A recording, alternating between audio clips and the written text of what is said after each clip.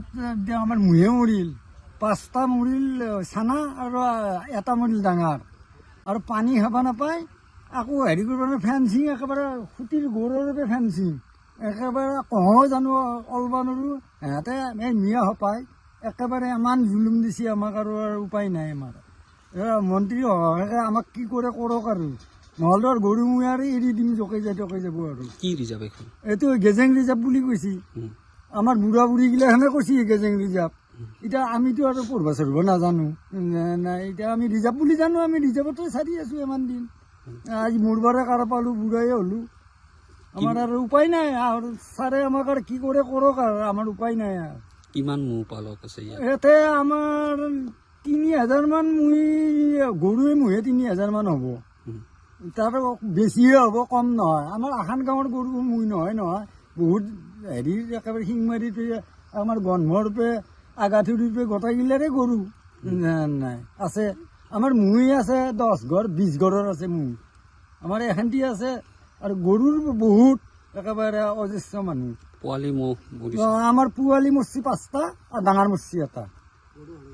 আৰু গৰু আৰু এটা মানুহৰ গৰু তাৰ হৰাইছি এটা, পাৱাই নাই আজি 20 দিনমান হ'ল বিচিৰ বাহিৰে। কোনে লৈ গ'ল? এতিয়া কেনেকে কওঁ, এতিয়া এইগিলা মিয়াগিলা আছে কহাই বা খেদি নিছি না কিয়ে কৰছি, আৰু উপায় নাই। আমি হিচাপৰ গৰু নাই, আজি অত বছৰ আমি থাকলো গৰু মুই নহৰাই, এই মিয়া আহিবাৰ পৰা গৰু মুইও হৰা হৈছে। এতিয়া আমি আৰু কি কৰিম ছাৰ, আৰু উপায় নাই। বংগমীয়া মুছলমান? মুছলমান।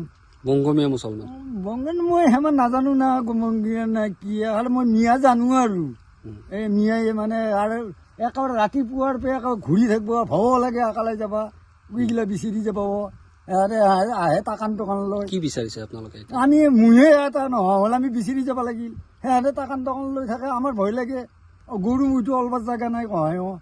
সেনে হৈছে আমাৰ পদ্ধতি। এতিয়া মন্ত্ৰী মহোদয় আমাক আৰু কি কৰে? মুখ্যমন্ত্ৰী মহোদয় কি বিচাৰিছে আপোনালোকে? কি বিচাৰিছে মুখ্যমন্ত্ৰী মহোদয়ৰ পৰা এতিয়া? আমি সেইদিনাখনে আমি DC ছাৰৰ তাকো গেলোঁ, DC ছাৰেও কৈছে হ'ব। আৰু SD তাকো গেলোঁ, সেও কৈছে হ'ব।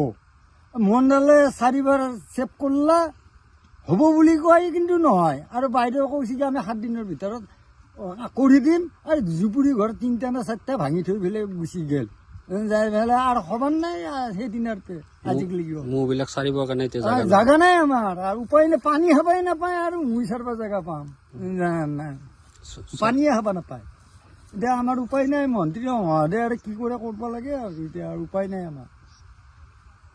আজি 15 বছৰৰ পৰা ইয়াতে আমি বিশেষ কৰি মই গৰু পুহি ফালে পৰিয়াল পোহপাল দি আছিলোঁ। গৰু ম'হৰ মানে আমি বহুত মানুহ আছোঁ, গৰু মই পুহিয়ে মানে পৰিয়াল পোহপাল দি আছিলোঁ। কিন্তু যোৱা বছৰৰ পৰা কিছুমান মানুহ আহি ফালে ইয়াত মানে খেতি বাতি লগাই মাটিবিলাক মানে ধ্বংস কৰি আমাৰ গৰু মৈ চৰোৱাত অসুবিধা কৰি দিছে।